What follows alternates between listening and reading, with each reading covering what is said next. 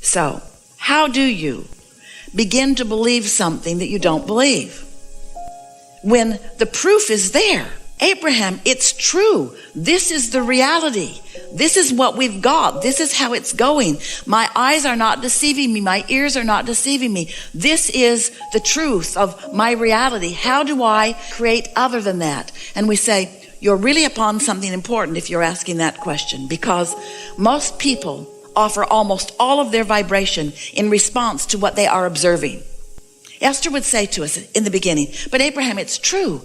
It's true. Shouldn't I give my attention to what's true? Isn't that what I've been taught all of my life? And we say, we understand what you're going for here, Esther, but here's the thing.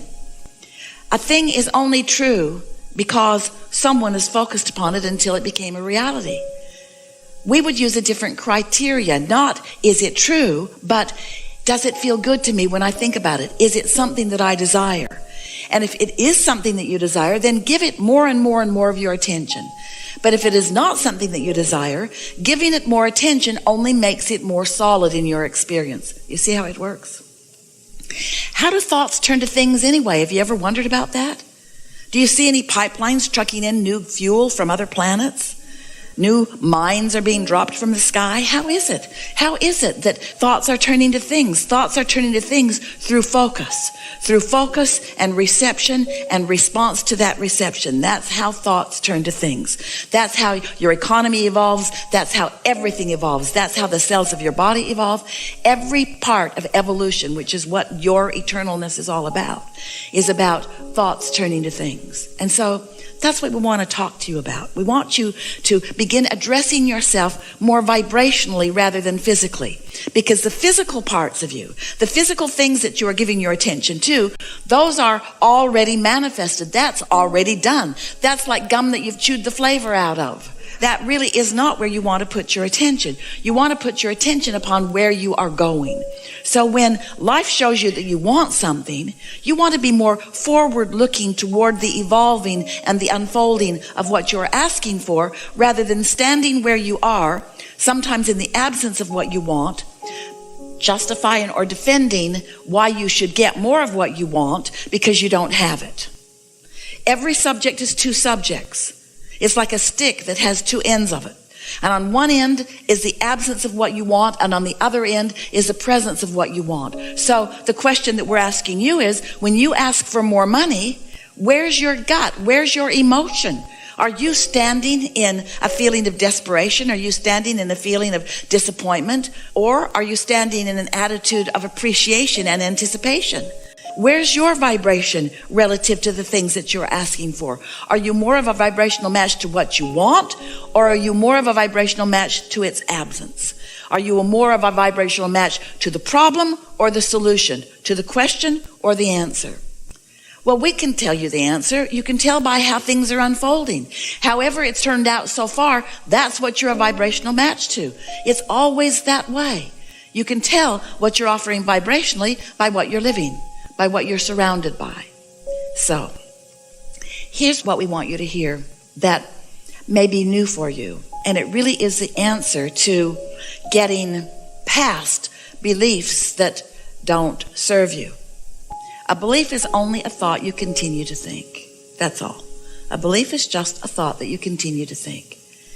Now, we want to help you let yourself off the hook a little bit. You continue to think those thoughts because law of attraction really helps you to continue to think those thoughts. You can't think far past the thoughts that you're already thinking. So there's no hope for you. We've enjoyed this interaction immensely. Good luck with all of that. Think of us, we're living happily ever after. But there is a way that you can not so much bridge your belief immediately. You might be able to bridge a belief if you could surround yourself with other people who believe in the advantage that you have not yet given to yourself. So you may be able to bridge your beliefs if you had someone around you who knows answers to what you're looking for, and you don't know the answer, but they do, and they talk to you every day, and you get to watch them in their life, and eventually you could come to believe because they believe it and they're living it. You could change your beliefs a little bit. That's how most humans are bridging their beliefs, are changing their beliefs. But there's a much easier way. So we have some questions for you before we give you this important thing, the answer to all your hopes and dreams. Do you accept that you are more than this physical personality that you know as you? Yes. So if this inner being exists, and we promise you your inner being does exist, and since your inner being does exist and your inner being is standing in complete knowing of what you're asking for, in other words, knowing, seeing the vibrational version of it, and knowing that this vibrational version, just like a seed in the ground, can grow to the full manifestation that you're looking at. The seed to the abundance you're looking for, the seed to the physical wellness, the seed to the relationships that you want, the seeds to all things that you have been asking for. Since your inner being is there with those seeds, do you believe that your inner being is there with the beginning of what you're asking for? And do you understand that now you've got to do something about letting this vibrational version be realized by you? Your inner being doesn't have the right or the wherewithal to assert anything into your experience. You got to sync up with it. So you have to become a believer of the vibrational reality before the vibrational reality can come into your experience. We wrote a whole book about it, a couple of books about the vortex and about how everything you want is there. And so many of you followed us to a certain point, but it became annoying to you. All right, Abraham, I get it. Everything I want is in the vortex, and you want me over there at the doorway of my vortex so that I can get what's in there. But just tell me one thing, Abraham. How do I get the money out of the vortex and into the bank? Enough of this vibrational version already. I'm sort of sick of hearing about the vibrational version. I live in the real world. I want it to come out into the real world where it can be part of my manifestation. And we say, it is already a manifestation, but feel the difference between a manifestation. A manifestation is whatever you're living and feeling in any moment, and every moment is a manifestation. But feel the difference between manifestation and your realization of it. Esther's pen was in her purse. It was there. But her realization of it wasn't, so it might as well have not been there because she didn't have hold of it. You see what we're getting at? And so much of what you want is just like that pen in Esther's purse. You're walking around with it all day, every day. It's just a reaching in and pulling out. That's all that's required. But because you believe it isn't there, you don't do that. So, do you believe that there is a vibrational version of what you want that has progressed in varying degrees, some of it ripe and ready for you to experience? So if the answer to that is yes, then you really are ready for what we are encouraging in a very powerful way these days. You're ready to deliberately put yourself into the receiving mode where you can receive the impulses about it. And this is different than bridging beliefs, because bridging beliefs takes time.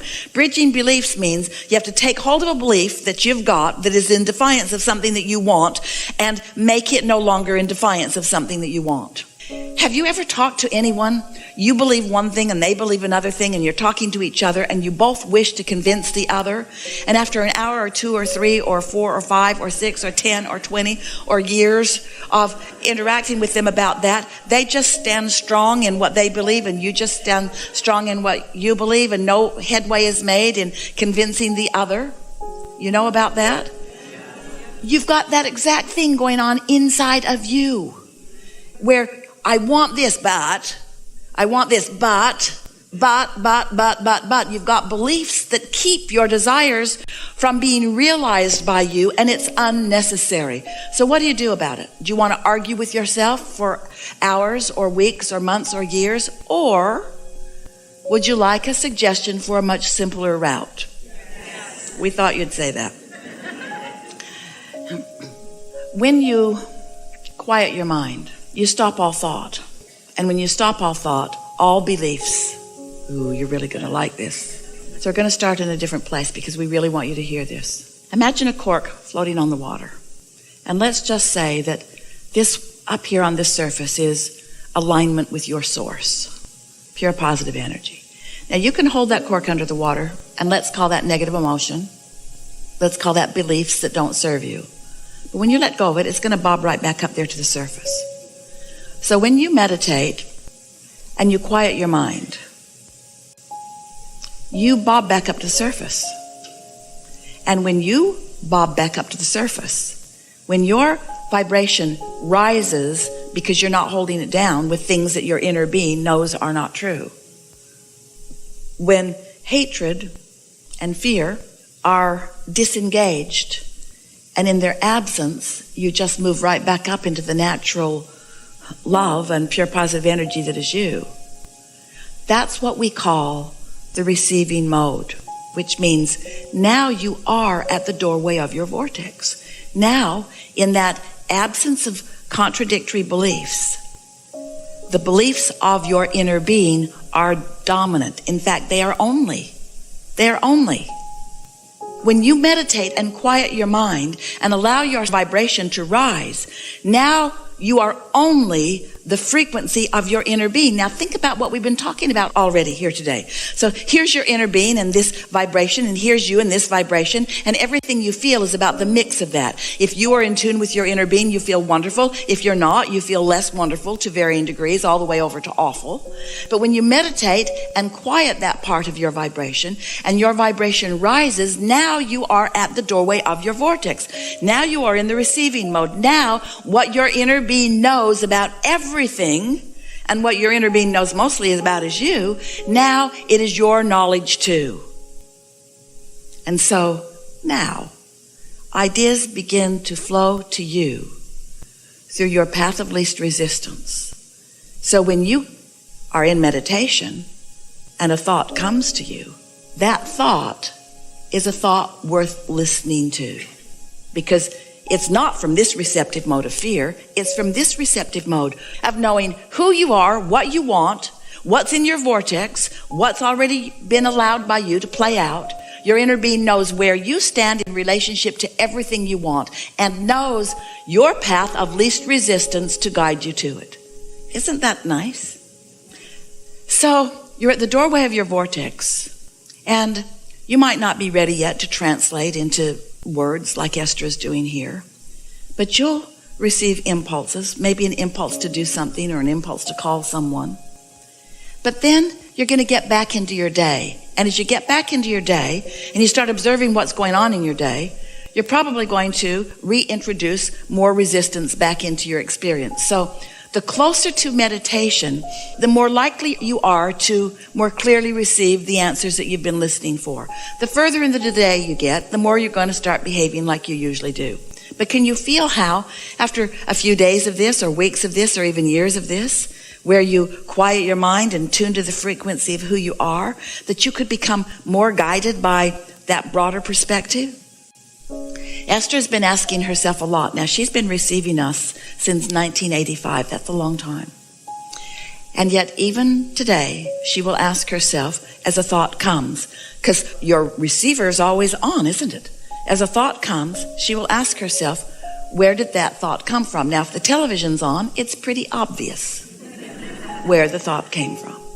But when she's just taking her walk, or when she's in the shower, or when she's moving about in her day, and thoughts come as they do all day, she's been stopping and saying, where's that thought coming from? What receiving mode am I in? What train of thought led to that? Was I in the receiving mode of worrying about things, or was I in the receiving mode of appreciating things? And in time, you will come to realize that you have a very broad view helping you out. Some years ago, Jerry and Esther were in San Antonio. They live outside the city limits. And they'd gone into Bernie, the little town where they pick up their mail. And they couldn't get to the post office because there was a flood. The Cibolo Creek had overrun its banks, and the post office was flooded. They couldn't get in.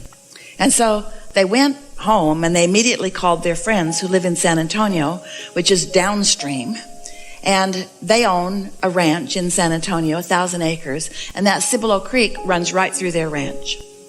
And Esther called and said, the Cibolo Creek is out of its banks up here. The post office is blocked off. We couldn't even get in. And it's headed your way. And so their friends were able to get the tractors out of the pastures and move the cattle and the horses out of the pasture. And as the creek made its way there in the next half hour or so, everything went well for them. And then Pat called and said, it sure is nice to have a friend upstream.